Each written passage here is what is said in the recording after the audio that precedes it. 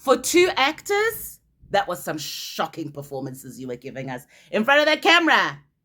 It was so awkward. It was so cringe. It's a production. Nebali Mzansi.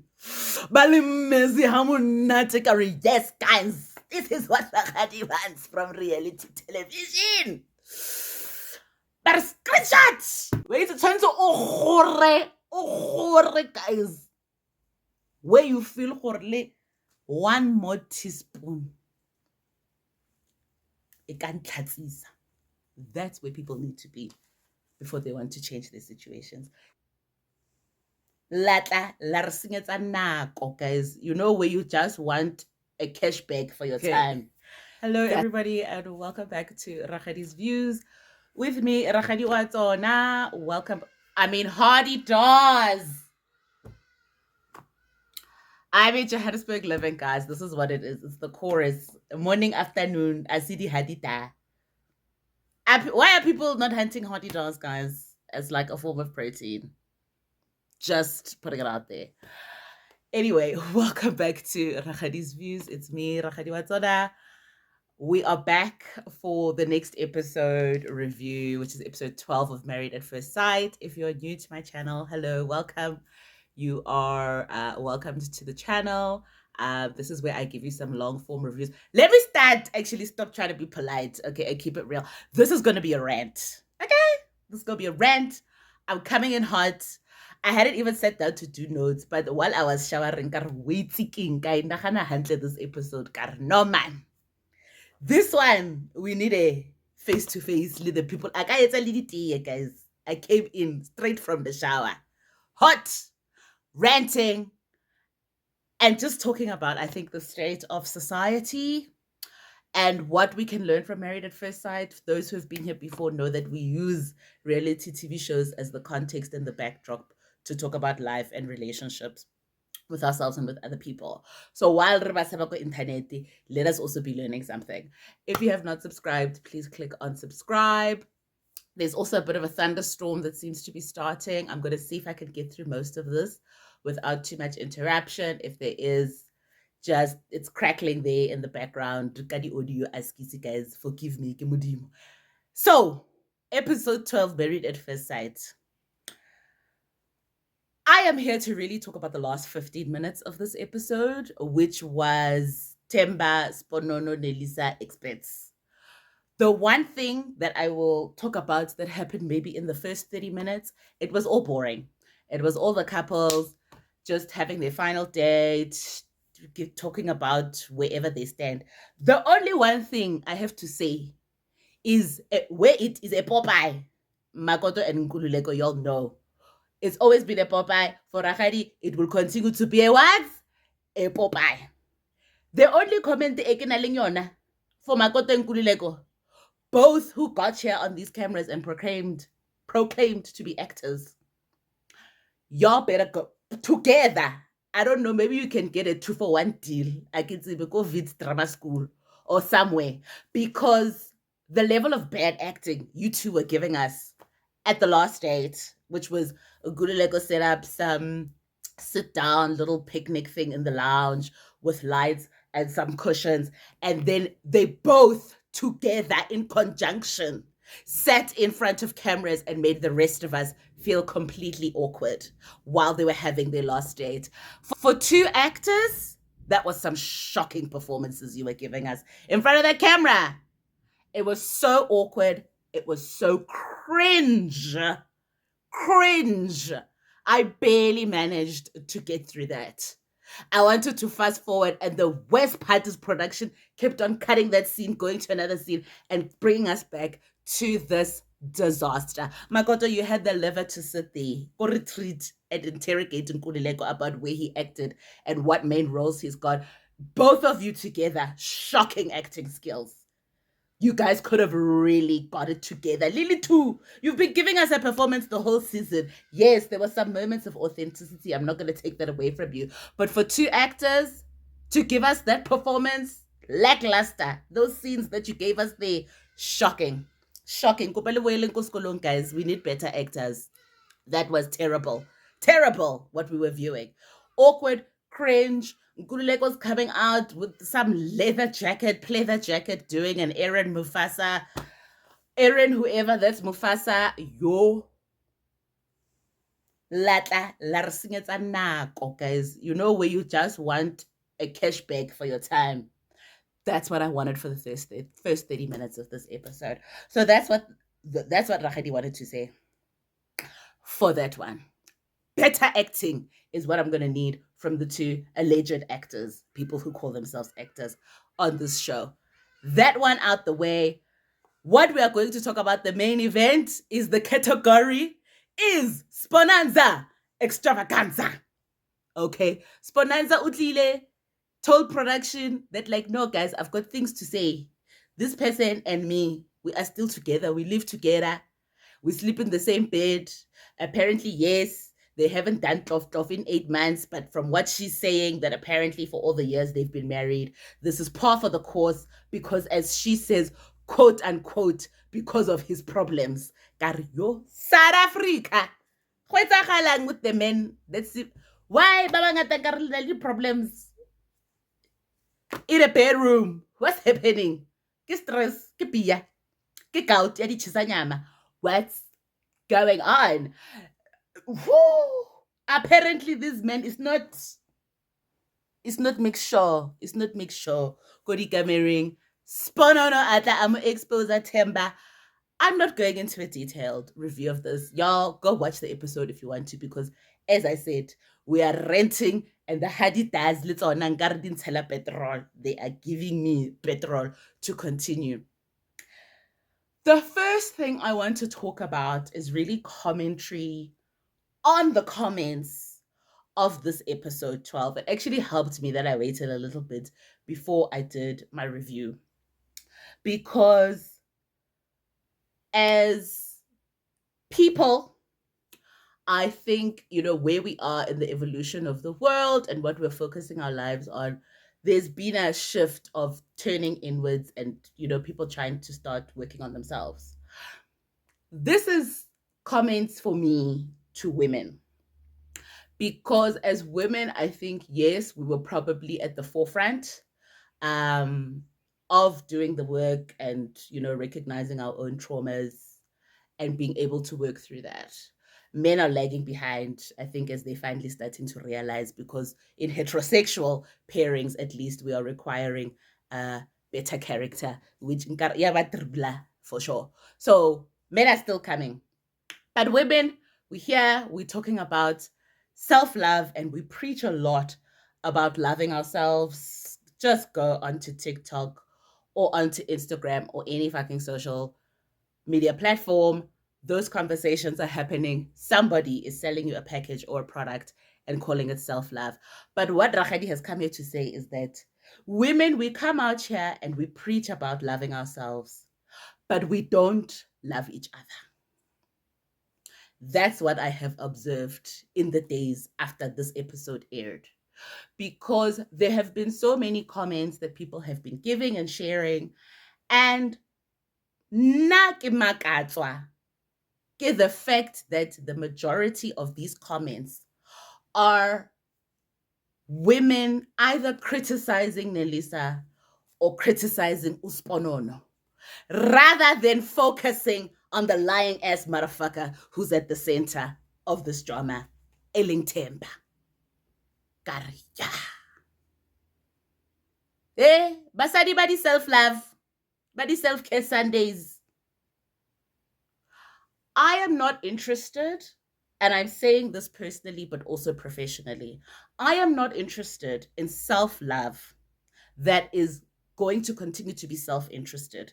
If your self-love and your self-care does not include community care, does not resonate outwards into your family, your friends, your workplace, your circles of influence, if it's going to continue to just be about you getting facials and going to therapy and cutting off all the other toxic people in your life who don't want to respect your boundaries, so that you can curate and create a cocoon in which you can live that does not represent a human being who actually lives with others and interacts with others, where you will interact with some friction. The friction and the polarity that is there to help you grow. If your self care and your self love has nothing to do with community care, I'm not here for it anymore. It's 2025. We need to evolve as a species, and it's about time. And unfortunately, Basadi, this is where I come to talk to all of you while I also talk to myself. But how is the biggest conversation around what Sponono did by exposing Temba? Why is the majority of the conversation about us now criticizing these women's actions? This is how deep we have internalized patriarchy as women, and we don't talk about it. I don't think we are ready to have that conversation, but conversations have to be had, whether we're ready or not. Because even as Black people, we can sit here and talk about internalized racism. Oh, we know a lot about that. But when we want to talk about internalized patriarchy, crickets, because that's what has been like just the rotten aftertaste in a lot of the comments on Married at First Sight from episode 1. That's why I've told you guys, I'm not a gossip channel. I don't want to go out there and, be watching other people's channels or even caring about who posted what on TikTok from the cast, because that's not what I'm here for. But the things that I do see on YouTube, my question has always been like, okay, these are interesting comments, because there are a lot of comments made by women which are so critical of these women who have put their lives on television, which I always say, regardless of what their intention was to come to TV, whether they can be honest with us or not, but they are still here on TV.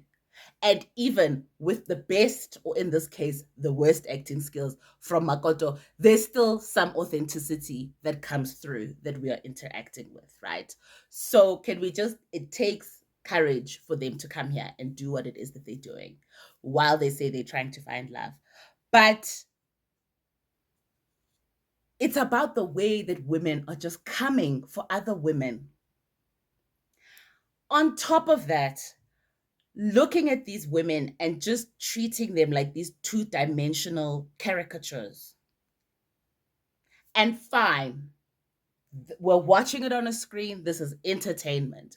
We can't be expected maybe to always have that holistic view that this is a real whole person, because you don't always see the real whole person. You're just seeing, cut up clips that are just put together by production for entertainment. But I'm getting off track because the goal here is the internalized patriarchy that I'm not understanding. In the comments, it is the perpetual idea that we need to compete for men as women. Because even in the comments, there's a team Sponono, there's a team Nelisa. This man is being let go scot-free, but women who don't know any of these two women personally are in the comment section raging, taking teams, taking sides, fighting like they know them for real, and rubber stamping that competing for men is something we should be doing for women. That's why I'm going to call in expert Tabang, lady who's got the chops. Neck out Tom Pasesi as an interventionist, because you do your work. Because even in this episode, after all the things that Spodone exposed, and you could see Tabang and Pastor X were shocked, confused with what was going on. But Tabang could even have the presence of mind. I think she was the only one who was really doing her job. Sorry, between the two of them. Y'all know how I feel about Pastor X. But she came and she said it's important that we don't perpetuate this narrative that women must be fighting over men. And that banna bashota, therefore we need to cut each other, to the white meat at the neck to be fighting over men. And she's like, that's not what she wants. We need to still be handling this with respect, even though people's feelings are in it. But in the comment section, as the people who are actually out here living lives, women are busy tearing each other apart in the comments. Guys, sometimes we need to look at ourselves really and reflect, because there's no shame in saying that a system within which I have been brought up and unconsciously programmed has had a lasting effect on how I see the world and the things that I believe. That the first step is acknowledging it. That is how we unlearn. Everybody who has been raised in the system, multiple systems within which we operate, if it's not capitalism, it's racism, it's patriarchy, it's white supremacy, multiple systems, those all have programmed everybody. Nobody comes out of this unscathed, unless really you were brought up outside of the system. You were the lucky few. But for the majority of people, we've been raised in these systems. And I think it's time we started with care and consideration, seeing these things, but rather than projecting our own opinions, let's take time. And if you even have that opinion, sit and think, why do I have this opinion? Even for me, but to perpetuate that competition is something that women need to be participating in when it comes to some low ass nigger doing some low ass niggerish fuck shit. Come on, guys. Can we do better? Can we do better as Bazadi? That's how you can see that we're still under the spell that makes us believe that we need to be categorizing and criticizing women. People are saying Spononza's desperate. How could she do such a thing? Coming out on TV. For me, I'm not even interested in what her motives are. What I know is that baby girl had receipts and WhatsApp messages. Those were there and they were on the screen. Whether Sponono and Temba were in cahoots together, and Temba and Sponono said, yes, Temba, go on the show and make money, because that's the story that Temba wants to give us, right? And that now, by her exposing him, she's trying to ruin his life, trying to ruin his chances, because that's what he was. Sponono says this person said he was coming here to get a platform for his businesses and to launch himself as a Z-list celebrity in South Africa. So, even if that was her intention, baby girl had WhatsApp messages. She had screenshots. People are calling her desperate. How could she do something like this? She's vindictive. She's whatever. Guys, ask yourself, why is that the first place you start interrogating rather than starting with the actual guilty party? Eling monna. Voroso kamogare ha story. But no, we must be competing for men. We must be berating other women for the way that they are behaving in the competition for this man. Really? This is where, guys, now I will say, Matrix. I'm not going to lie, I didn't do after the first one because I think the second one came so late. It's still on my list of things to do, but it's important to understand how we become agents of the very systems that we say are oppressing us. But we also then take on that role as an agent, as women, to uphold those same rules of the system that we don't like for ourselves. But we use those rules as a cudgel, as a weapon to be beating other women over the head with and asking them why they're not falling in line and playing by the rules. Guys, we need to understand, one of these systems are built by very intelligent people over hundreds of years. It's insidious, it's subliminal, and we are all victims to it. That was my first observation. Yeah, wait, thinking, I know, kill it, dip in the waters. Dip in the waters. Maybe you thought, we're going to have a kiki, but it's a rant. And That's just what feels like it's true for me to say right now. Like, basadi, guys, basadi. We need to love ourselves and each other. And each other. And understand that also me, I've got some unlearning to do.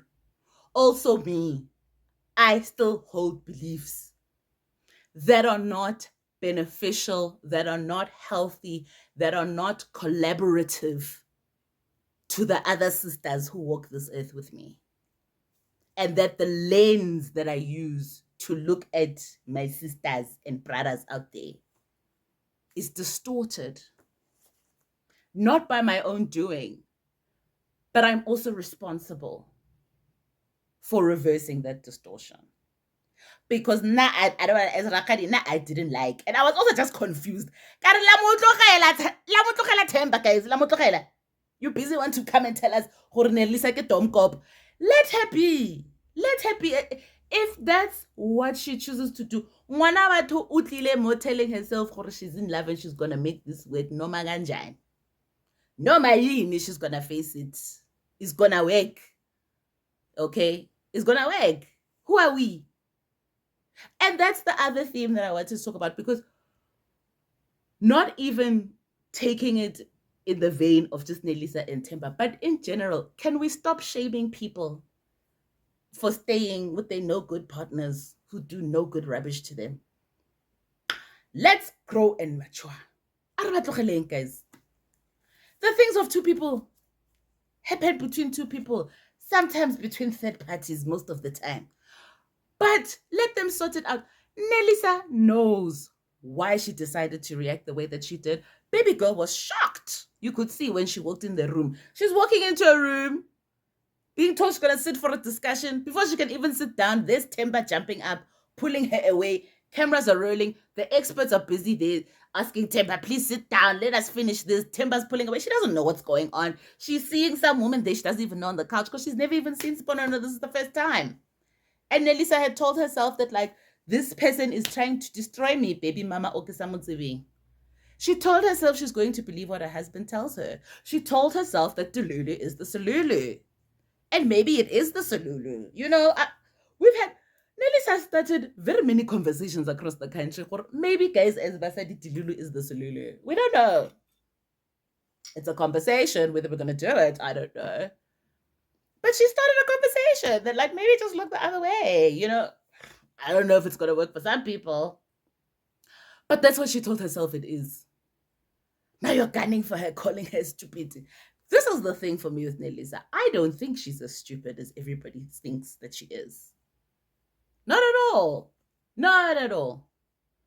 Because you can even see in the way that Nelisa is able to stand up for herself, particularly when Abapalesa and Makoto are coming for her. She can stand for herself, 10 toes to the ground. She could do it. But she chooses to be selective as to where she does it. She doesn't want to do it Litemba. I don't know why. She knows why.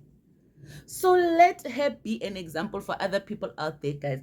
When we see our friends, our partners busy staying with their cheating spouses, their lying spouses, their spouses who lack integrity, their spouses who lack respect. Listen, guy. When you are asked for your opinion, give it and move on. Don't be attached to the outcome. And I'm going to tell you, that's the hardest thing to do, even professionally. That is the only way you can be really an effective coach and therapist, is to not be attached to the outcome. Because the outcome will be determined by the person who is living that situation. But don't be attached to the outcome. Let the people live. Let them live. If Nelisa wants to stay there, and we don't know if that's what happened, but let her live it out. Let the other people in your life live it out. After you've given them your opinion, it's a motona. Continue to love, support them, be a friend, be a sibling, be a parent, whatever role it is that you're playing in their life. But once people have had enough, once the pain is too much to ignore, they will shift and they will make a change. But once again, women calling her out and shaming her is helpful how for humanity. I love tlogeleeng these people, guys, because as we know, the older you get, you start to realize that life is not black and white. There's no such thing. There is no such thing. There's nuance, there's complexity. People stay for many very different reasons that we'll never understand. So leave them to stay until they've had their fill, until they're enough. I love the saying that Dr. Phil used to have when I was young. I can Dr. Phil on Oprah. You know, that people need to earn their way out of a divorce. You need to have done everything that you possibly could have done. And not just a divorce, I think leaving a relationship. And obviously, guys, we're not talking about, abusive situations. But just to ask yourself the question, like, have I had enough? Because sometimes you're trying to pull people out of situations, shaming them, calling them stupid, telling them that he's making you look like a fool, he's embarrassing you. How can you look like this in front of your kids? Whatever the stories are that we tell people, because we love them and we don't want them to be in this situation. Fair enough. But until that person has had enough and at the point to be like, they'll keep going back. Because it won't have been an empowered decision. It would have been a decision that I was shamed into by the people around me. Or it would have been a decision that other people, maybe who are outside of it, are more objective and more rational. Their logic is what made the decision for me. It wasn't me because I wasn't here. Wait, it turns to guys. Where you feel one more teaspoon. It can't tatsisa. That's where people need to be before they want to change their situations. Shame, a lot of the time for me personally, is not the greatest motivator for sustainable change of patterns. But that's just me. Then the other one that we need to come to as a matter of agency. Themba's a broken man. A broken man. A broken little boy living in an adult body, masquerading as a man. Because only broken people can be doing things like this. And the babangata. Babangata. He is, as we always say, backdrop for what we are seeing out here in the world. Broken people move this way. Houseway. Themba's convinced. He didn't admit to anything in this conversation. His standpoint was that he never paid lobola. We see the screenshots. Sa lobola later. Wait, production. Nebali Melzi. Bali Melzi hamunate. Yes, guys. This is what Rakadi wants from reality television. But screenshot. Lobola later. But screenshot. Damages paid. But screenshot. Lobola paid. Yeah. Themba is there. Tatazelling. Stuttering. Saying that she's trying to ruin his life by exposing him. She's the evil witch. Sponono. Evil.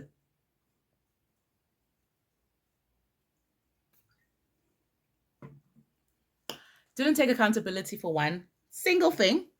His story is that nobody in his family would expect him to marry her. Sponono is like, baby, you were sleeping in the same bed as me. Night before you came here to film, what you told me was a TV show and that you were acting. So I don't know what you're talking about. We live in the same house. Sponona arki muthatsetsa under pen. In the same house, in the same bed, in the same bedroom. Broken man. Those screenshots, sending Sponono pictures of Nelisa in the wedding gown, actor, saying we haven't slept together when he'd slept together, The lack of transparency, of just integrity and honor. Themba is a demonstration for the nation. Batletse bo Themba, guys. Come on, Batletse. The quiet, nice guys. Nice guys are the worst guys. But nice guy. Batla go tshwarisa. High blood pressure. Baby. Oh, nice guy. Here we go. Themba can show us what it's all about. Broken men. You think they're cool, calm, and collected. They're avoidant. They're withholding information. Telling you the bits of the story that they want to tell you. And then when the rest of the story comes out, what does Themba do? He stands up and gives us a show and a performance. That I'm not going to do this. I'm not going to go back and forth. Do you know, at this point for me, like, I need the sign of maturity that you can actually sit down and sit through an uncomfortable conversation. And we can have it with minimal screaming and shouting. Some histrionics, because maybe sometimes it's uncomfortable. But screaming and shouting, and I'm not going to do this. When conflict arises and we need to have some difficult conversation. Do you know adults? Yeah. Why would I classify adulting? That's real level adulting. Being able to sit through difficult conversations from the beginning to the entirety. And we might not even resolve it at the entirety, but we have at least wrapped up the conversation. That's some real adulting. That's some real big boy, big girl behavior. Not this standing up and saying, I'm not going to do this. Why? Because baby girl, Nana, little screenshot. You didn't address any of those things. When you said we had a family meeting where we agreed we were not going to be married any longer. Spononza said, no, that's not what happened. Whomst we believe there? I don't know. I don't care, because you know I use these people as a backdrop. What I did have just land in my lap so nicely was a video, guys, by Uzola Mbata. I'm going to punt her, Zola Mbata. I think she goes by Zoe Mbata on Instagram. I don't know about TikTok because I'm not there. But look for her. My sister is doing the Lord's work in South Africa. She is an admitted attorney, and she gives us a lot of information about legal matters in South Africa. She runs a couple of law clinics all over the show. Zola Mbata is here for the people. And I watched a video of hers where she's educating people, guys. Get educated. And she told us that as far as customary marriage goes, when you have paid lobola and the contract is signed, each family member has signed this amount, this much money, these many cows, whatever it is you guys have agreed on. If you want to dissolve that marriage, you need to go and get divorced. That is what is recognized in South Africa. That's what she told us. Literally, like I saw it today before I did this video. It's time. We must see it. Our customary marriages are only dissolved through divorce. And it needs to be a divorce decree signed and filed at the courts. She says taking back the lobola letter to the other family doesn't cut it. Even giving back the money to the other family doesn't cut it. And so for me, it's important so that we can start taking lobola seriously and understand that how sense unsite magadi, guys. Even you might not have had a celebration. There might not have been a li. There might not have been nyoko anywhere that was poured. There might not have been an animal that was slaughtered. But that's a magadi. Rangwala fatse, rasaina. You are married. You are married. So a note to all of us as well, when we meet these people in the streets, records, they are public records. Arlo checkang, guys. Go and check if people have registered customer marriages. They go home affairs. Have they filed for divorce? That's the only way you're getting out of it, Timber. So sitting there and saying our two families agreed, what Zola's telling us, that's not a divorce. You're still married. Still married. Still married. So for all of us, FYI. And the last thing I want to talk about, I spoke about briefly in the previous review. Friends and family members, bathemba, batswile babangata shem guys. Yo. This season, Temba had people come as Swabisa Tepo who didn't have a singular one person come and show up for him. Temba had very many people who came. And his sisters even mentioned, remember that time by Lekwaleko Kiani, was it Ilim? Somewhere Limpopo Mole with Temba's family.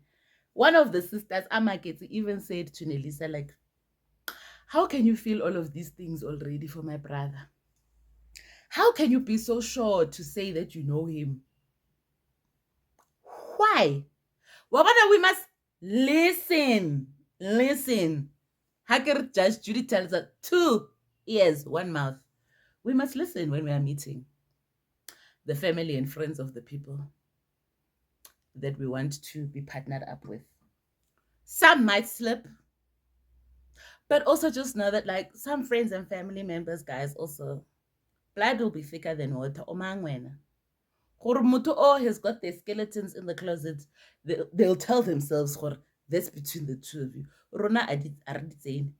So by all means, let's welcome you and get you a Shibelani on TV.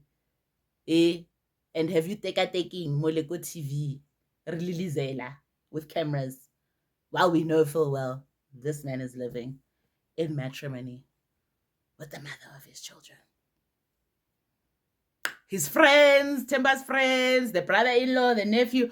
But Vale, unfortunately, the way some of these men prioritize their male friendships and their bro code, I'm not even going to get into that, and the ways that they stick up for each other's nonsense. Not all of them, but there are a lot of them. And Temba was another demonstration for the nation. And that's all I got for you guys. This was a rant. Let's see what's going to happen in the next episode, where I'm just fingers crossed. It's like 1 episode of the commitment ceremony and at max a 2-part reunion. I'd love 1, but I don't think they're going to give us that. They put 2. It's a 3-part reunion because I am done. I'm married at first sight. When it is done, guys. But this, oh my God, I don't know what I was doing when I made the commitment. But this season, no, guys, it took a lot out of us, but I hope y'all learned something and that it was valuable. So please share your comments and remember to spread love. I say all of the things that I say in my reviews to you, but also to myself. Let's remember to spread love, not hate. Have a fabulous week, and I will see you soon. Ciao.